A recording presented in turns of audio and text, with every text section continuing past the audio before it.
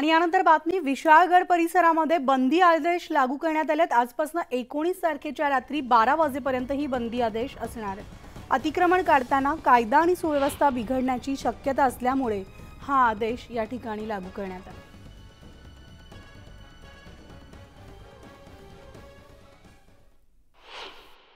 विशाळगडाच्या बाबतीमध्ये जे काय घडलं त्याच्यामध्ये कुठेही जातीपातीचं राजकारण करण्यामध्ये काही अर्थ नाही। विशाळगडावर जे काय अनधिकृत बांधकाम होतं त्याच्या संदर्भात तो झालेला उद्रेक होता। मला असं वाटतं की याच्यामध्ये दोन्ही नेत्यांनी अतिशय संवेदनशीलपणाने हे प्रकरण हाताळलेलं आहे।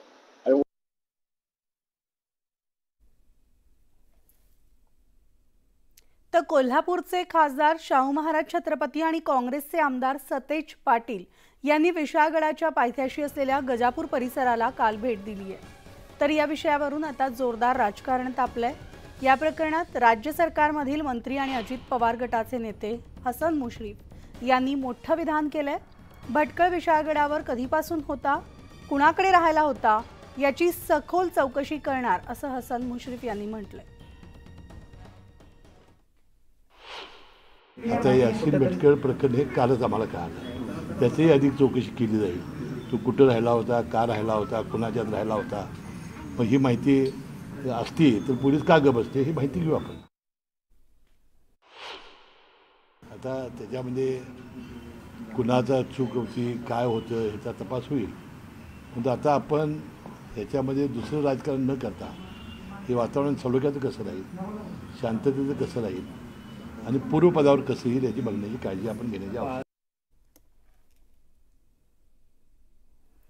यानंतर बातमी पाहणार आहोत। तळकोकणात महायुतीमध्ये ठिणगी पडल्याचं चित्र दिसतंय, कारण राजन तेली आणि दीपक केसरकर यांच्यातील विस्तविजत नाहीये।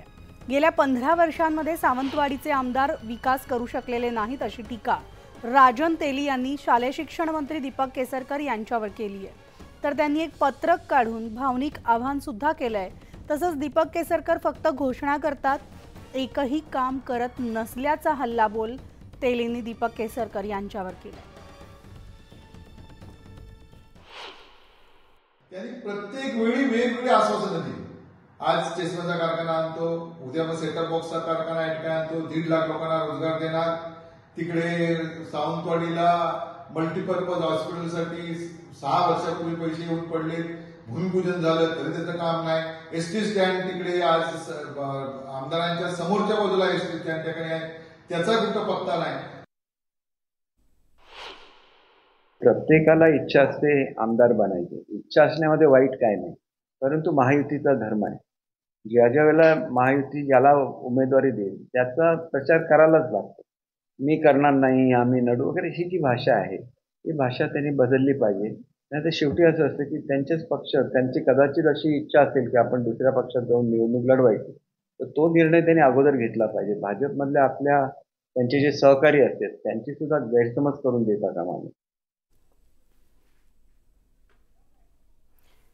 तर लोकसभेच्या निवडणुकीनंतर राज्यामधल्या मंत्रिमंडळाचा विस्तार कधीही होऊ शकतो अशी चर्चा असताना शिवसेना शिंदे गटाचे मंत्री उदय सामंत यांनी केलेल्या एका वक्तव्यानं सगळ्यांचंच लक्ष वेधलंय।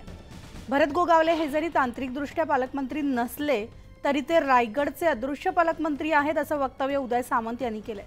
तर भरत गोगावले हे भविष्यात दृश्य स्वरूपातील पालकमंत्री होतील असंही ते म्हणाले आहेत। रायगडमध्ये जिल्हा नियोजन समितीची बैठक पार पडली। या बैठकीला पालकमंत्री आणि राज्याचे उद्योगमंत्री उदय सामंत हे सुद्धा उपस्थित होते। यावेळेस माध्यमांशी बोलताना त्यांनी भरत गोगावले यांच्याबद्दलचं हे वक्तव्य केलंय। भरत शेठ जरी तांत्रिकदृष्ट्या पालकमंत्री नसले तरी ते रायगडचे अदृश्य पालकमंत्रीच आहेत। पुढे काय, पुढे दृश्य स्वरूपाचे पालकमंत्री होतील।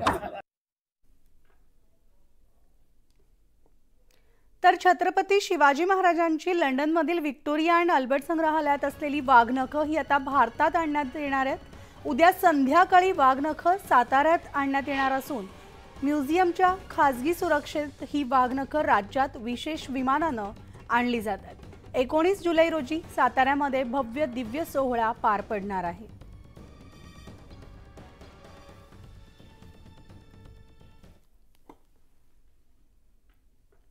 गडचिरोली आता शेवटचा नाही तर महाराष्ट्राचा पहिला जिल्हा ठरणार आहे। उपमुख्यमंत्री देवेंद्र फडणवीस यांच्या हस्ते महाराष्ट्राचं निर्माण करणाऱ्या स्टील प्लांटचं भूमिपूजन होणार आहे आणि या सुरजागड इस्पातमुळे 7,000 रोजगार निर्माण तिथं होत आहेत।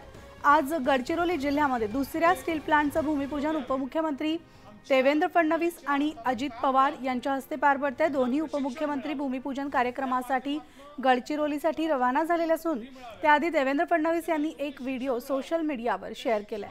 तर गडचिरोली जिल्हा आता शेवटचा नाही तर महाराष्ट्राचा पहिला जिल्हा आहे असा त्यांनी यात उल्लेख केलाय।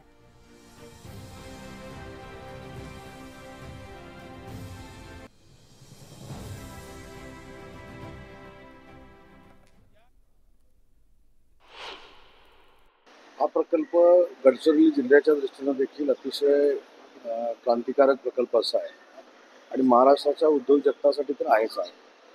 अनेक वेळा आम्ही असं सांगितलं होतं की गडचिरोलीला ज्या विषयासाठी ओळखलं जातं, नक्षलवादी जिल्हा म्हणून ओळखलं जातं, त्याची जी ओळख आहे ती पुसून उद्योगनगरी जिल्हा करण्याचा जो शासनाचा प्रयत्न होता त्याला मला असं वाटतं की यश येतंय। त्याची पहिल्यांदा ही सुरुवात होते।